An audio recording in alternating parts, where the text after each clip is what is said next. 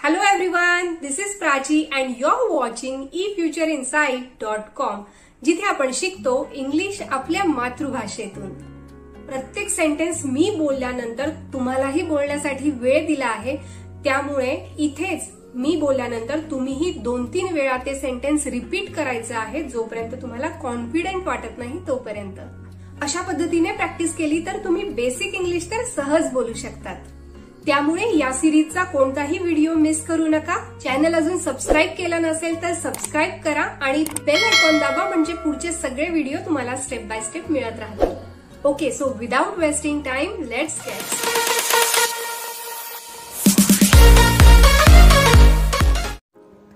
आता आपण पाहणार आहोत 30 days English speaking challenge day 6। यात आपण पाहणार आहोत फ्युचर टेन्स म्हणजे भविष्यकाळ। भविष्यकाळाच्या क्रियेलाही इंग्रजी भाषेमध्ये प्रमुख 4 पार्ट मध्ये विभागलं गेलं आहे। फर्स्ट, फ्युचर इनडेफिनाइट टेन्स म्हणजेच simple future tense. Second, future continuous tense. Third, future perfect tense. Fourth, future perfect continuous tense. Okay, let's see the examples of all one by one.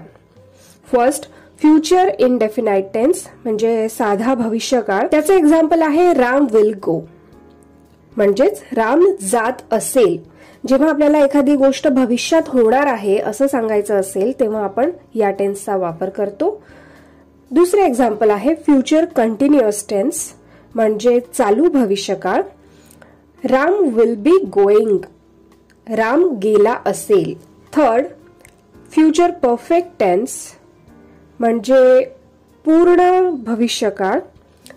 For example, Ram will have gone, Ram गेला असेल। And fourth, future perfect continuous tense म्हणजे त्याचं example आहे Ram will have been going, Ram जात असेल। यावरून तुमच्या लक्षात येईल की फ्युचर इनडेफिनाइट मध्ये आपण विल किंवा शॅलचा वापर करतो। फ्युचर कंटिन्युअस मध्ये आपण विल बी किंवा शॅल बी चा वापर करतो। त्यानंतर फ्युचर परफेक्ट टेन्स मध्ये आपण विल हॅव आणि शॅल हॅव चा वापर करतो आणि फ्युचर परफेक्ट कंटिन्युअस मध्ये आपण विल हॅव बीन आणि शॅल हॅव बीन चा वापर करतो। Now let's see the conversation to do more practice. Conversation first, use of will and shall. Conversation between Govind and Ram. तू खेळशील का? Will you play? Will you play? नाही, मी खेळणार नाही। No, I won't. No, I won't. प्रत्येक sentence मी बोलल्यानंतर तुम्हालाही बोलण्यासाठी वेळ दिला आहे। तुम्हीही प्रत्येक सेंटेन्स माझ्याबरोबर म्हणायचं आहे। तू उद्या येशील का? Will you come tomorrow? Will you come tomorrow? मी उद्या येईन। Yes, I will come. Yes, I will come. तू रात्री राहशील का? Will you be staying here tonight? Will you be staying here tonight? नाही, मी परत जाईन। No, I will go back. No, I will go back. तू शुक्रवारी राजाला भेटशील का? Will you see Raja on Friday? Will you see Raja on Friday? नाही, मी घरी तुझी वाट पाहीन। No, I will wait for you at home. No, I will wait for you at home. Conversation number 2, use of will be and shall be. Conversation between Amitabh and Rakesh. तू उद्या याच वेळी आगगाडीत बसला असशील काय? Will you be in the train at this time tomorrow? Will you be in the train at this time tomorrow? नाही, यावेळी मी कानपूरला पोहोचलो असेन। No, I will be about to reach Kanpur at this time. No, I will be about to reach Kanpur at this time. उद्या आपण यावेळी match खेळत नसणार काय? Shall we not be playing match at this time? Shall we not be playing match at this time? हो, यावेळी आपण match खेळत असू। Yes, of course we will be. Yes, of course, we will be. आपण सिमल्याला पुन्हा पुन्हा येत राहणार का? Shall we be coming to Simla again and again? Shall we be coming to Simla again and again? नाही, आपण पुन्हा पुन्हा येत राहणार नाही. No, we won't be. No, we won't be. Conversation number 3. Use of will have and shall have. Conversation between Meenakshi and Rajni. ती गेली असेल काय? Will she have gone? Will she have gone? नाही, ती गेलेली नसेल. No, she wouldn't have. No, she wouldn't have. तू पुढल्या महिन्यापर्यंत कालक्याहून परत आलेली असेल काय? Will you be back from Kalka by next month? Will you be back from Kalka by next month? हो, तोपर्यंत मी तेथून आलेली असेन. Yes, I should be back by then. Yes, I should be back by then. उद्या येव्हाना तुझी परीक्षा संपली असेल. Will you have taken your test by this time tomorrow? हो, माझ्या जीवनाचे एक महत्त्वाचे प्रकरण संपले असेल. Yes, an important chapter of my life would be over. Yes, an important chapter of my life would be over. तू पुढच्या वर्षी 10वी पास झाली असशील काय?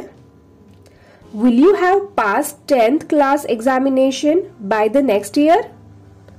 Will you have passed 10th class examination by the next year? हो, तोपर्यंत मी 10वी pass झालेली असेन. Yes, I should have passed it by that time. Yes, I should have passed it by that time. Conversation number 4. Use of will have been and shall have been. Conversation between Prabhat and Sudhir. उद्या यावेळी तू झोपलेला असशील काय? Will you have been sleeping tomorrow at this time? Will you have been sleeping tomorrow at this time?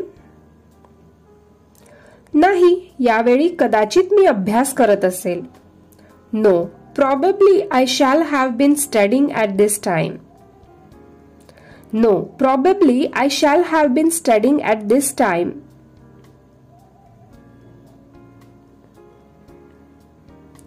आणि तुझा भाऊ राजीव काय करत असेल? And what will your brother Rajiv have been doing? And what will your brother Rajiv have been doing? तो सिमल्याला जाण्याची तयारी करत असेल. He will have been preparing to leave for Shimla. He will have been preparing to leave for Shimla. यावेळी शिपाई खिसे कापूंना प्रश्न विचारत असेल काय? Will the policeman have been interrogating the pickpocket at this time? Will the policeman have been interrogating the pickpocket at this time?